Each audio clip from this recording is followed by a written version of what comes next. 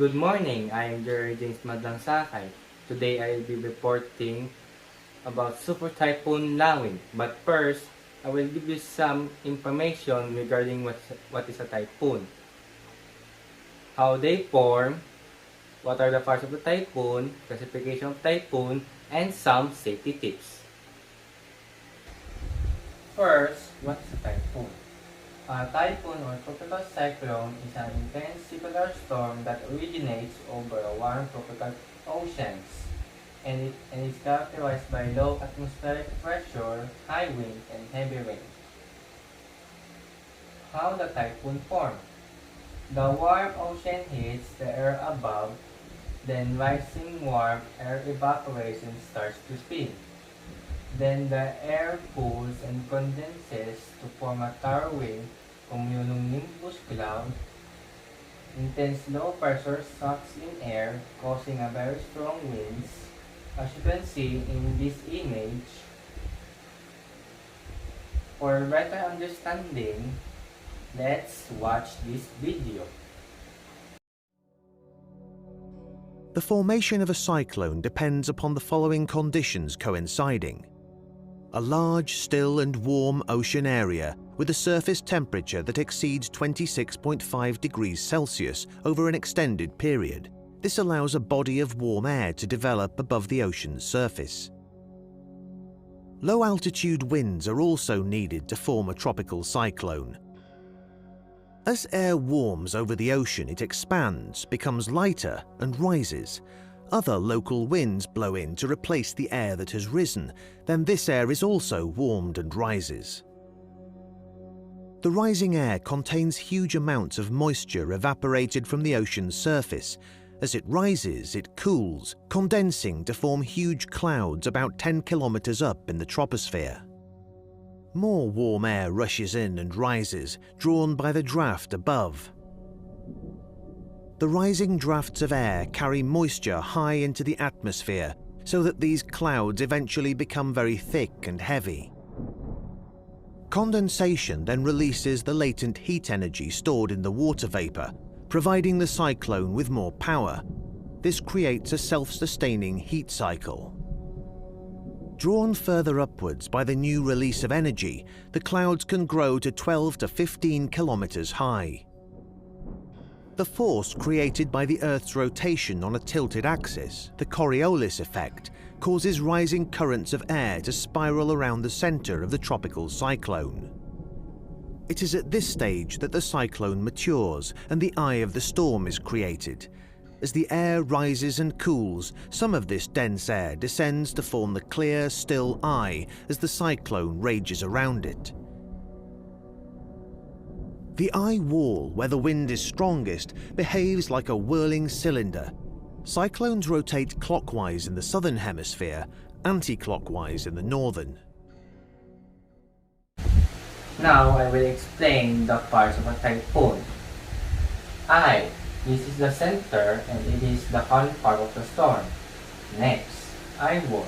This is the part has the strongest winds and rains. The wind may blow 200 miles per hour. Next, inner bands. The rain is harder and the wind is weaker. Next, outer bands. The rain is weaker but the wind is stronger. A tropical cyclone is classified according to its strength and group, according to the maximum sustained winds near the center. Classification of typhoon. Tropical depression, 61 or less than km per hour. Tropical storm, 61 to 88 km per hour. Severe tropical storm, 89 to 117 km per hour. Typhoon, 118 to 220 km per hour. Super typhoon, more than 220 km per hour. What to do before, during, and after a typhoon? Before a typhoon. Store some food and clean water in case of emergency. Prepare candles, flashlights, and extra batteries in case for a brownout. Listen to the radio or watch TV for news updates. During a typhoon, Stay indoors and listen to radio for updates. Next, if you need to evacuate, stay calm, close the windows, turn off the main electricity switch, and bring your survival kit. After a typhoon, if your home was affected, make sure that it is safe before you enter. Next, report any fallen poles or open cables to authorities. Okay, now let's proceed to Super Typhoon Nawin. Typhoon Haima is the international name of Super Typhoon Nawin. It was the third most intense tropical cyclone worldwide in 2016. Haima formed out of a tropical disturbance southwest of Chok on October 14, 2016. It developed into a tropical storm the next day, steady strengthening occurred over the next day or two as it tracked westward towards the Philippines.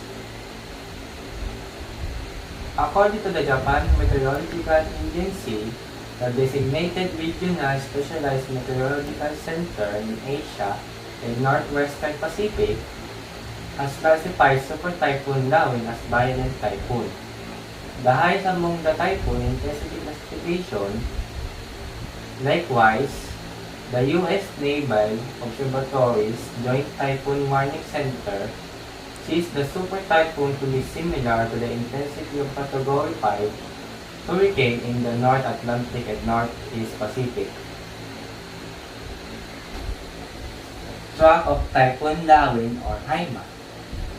On October 17, 2016, the tropical cyclone with international name Haima entered the Philippine area of responsibility as a typhoon and was named Nawin, with maximum sustained winds 175 km per hour and gustiness of up to 250 km per hour, moving west-northwest at 22 km per hour. Moderate to heavy rains were experienced within the 600 km diameter of Typhoon Nawin. As you can see in this image, this is a location of Super Typhoon Nawin on October 17, 2016, 2 p.m. On October 18, 2016, Typhoon Nawin intensified further while traversing the Philippine Sea with maximum sustained winds of up to 185 km per hour near the center and gustiness of up to 230 km per hour. Nawin continued to move in on west-northwest at 24 km per hour. As you can see in this image, this is the location of Super Typhoon Nawin on October 18, 2016, 2 p.m. On October 19, 2016 at 1 o'clock p.m., Nawin intensified into a super typhoon with maximum sustained winds of up to 225 km per hour and gustiness of up to 350 km per hour. Tropical cyclone wind signal number 5, highest warning signal, was raised over Cagayan, Isabela, Kalinga, Apayao, Northern Abra, and Ilocos Norte. At 11 o'clock p.m., Super Typhoon Nawin made landfall over Peña Blanca, Cagayan, and continued its way to Apayao. As you can see in this image, this is the location of the Super Typhoon Nawin on October 19, 2016 at 2 o'clock p.m. On October 20, 2016 at 4 o'clock a.m., Super Typhoon Nawin slightly weakened into a typhoon while traversing the province of Apayao with maximum sustained winds of 185 km per hour near the center and gustiness of up to 230 km per hour, moving west-northwest at 22 km per hour.